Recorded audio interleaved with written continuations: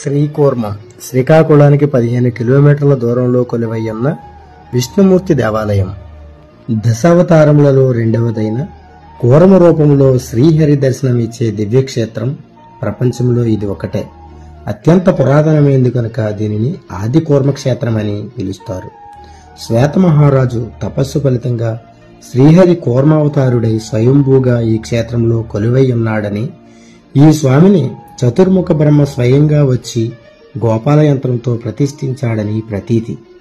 ఈ క్షేత్రమందు మరి ఒక విశేషం శ్వేత పుష్కరిణి.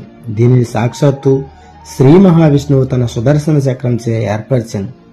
ఈ పుణ్యక్షేత్రమును లవకుశులు, బలరాముడు, దూర్వాసురుడు, శ్రీ శంకరాచార్యులు, శ్రీ రామానుజాచార్యులు మొదలైన ఎందరో మహానుభావులు దర్శించుకున్నారు. శ్రీ కూర్మనాథుని దర్శనం అభివృద్ధికరం, ఐశ్వర్యకరం, ఆరోగ్యప్రదం మరియు శనిదోష నివారణకు మార్గం.